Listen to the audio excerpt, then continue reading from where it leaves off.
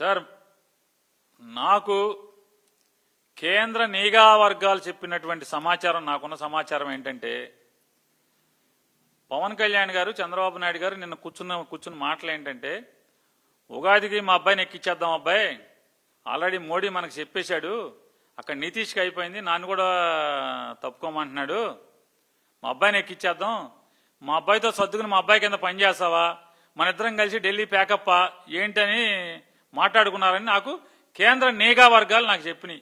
మరి దాన్ని బట్టి ప్రజలు ఏం జరుగుద్దో రేపు ఏం చేస్తారో వీళ్ళు చూసుకుందాం. సార్, కౌన్సిల్ మొత్తాన్ని లోకేష్ గారి సారథ్యంలో పచ్చి అబద్ధాలతో ప్రతిపక్షాన్ని ఎదుర్కొంటాకి, తన అబద్ధాలతో ఎదుర్కొంటాకి ప్రయత్నం చేసినటువంటి పయ్యావుల కేశవ్ గారు, ఎందుకయ్యా పాత విషయాలు, హిస్టరీ ఎందుకు, ఇదేంటి హిస్టరీ ఎందుకు, పాత విషయాలు ఎందుకంట, మాట్లాడింది ఎవరు, మాకు సంబంధం లేదని మాట్లాడింది ఎవరు, నారా చంద్రబాబు నాయుడు గారు కదా. నేను పత్తిత్తనని చెప్పాడు కదా, నేను నీతివంతుడని చెప్పాడు కదా, మరి వాళ్ళ పాత విషయాలు తవ్వటం ఎందుకంటారేంటి, మీరే చెప్తున్నారు. ఓ పక్కన ఇంకో మాట కూడా అన్నారు పయ్యావుల కేశవ్ గారు, 5 ఏళ్లు మీరు ప్రభుత్వంలో ఉన్నారు కదా, అప్పుడెందుకు తీయలేదని. మీకులాగా గడ్డి కరిచే బుద్ధి లేక తిరుమల తిరుపతి దేవస్థానాన్ని రాజకీయాలకు వాడుకోవటం తప్పు అని భావించి మేము తీయలేదు అవన్నీ. తిరుమల తిరుపతి దేవస్థానాన్ని మీరు మీ గవర్నమెంట్లో, నారా చంద్రబాబు నాయుడు గారి గవర్నమెంట్లో నెయ్యితో లడ్డూ చేస్తారంట, దాని మీద నెయ్యి వాసన రావడం కోసం మళ్ళీ నెయ్యి స్ప్రే చేస్తారంట. స్ప్రే చేయటానికి నెయ్యి కొన్నారు, స్ప్రే చేయటానికి నెయ్యి కొన్నారు, లడ్డూకు పైన పూత పోస్తారంట, ఎందుకంటే నెయ్యి వాసన రావాలంటే.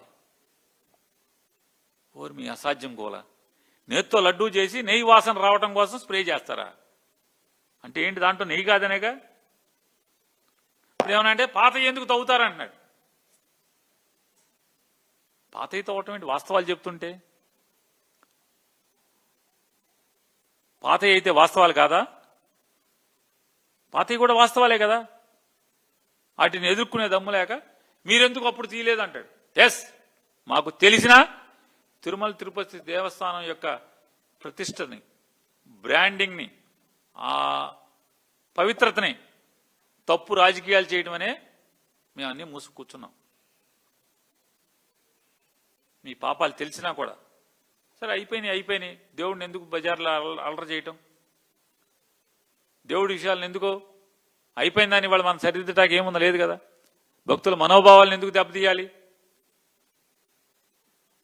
ఎందుకంటే ఎందుకు తెలియదంటే పయ్యావుల కేశవ్ గారు టీటీడీ పవిత్రతని నిలబెడదామనే మీ రికార్డులు, మీ పాతయి, మీ పాత్రలు తీయలేదనేది గుర్తుపెట్టుకోండి.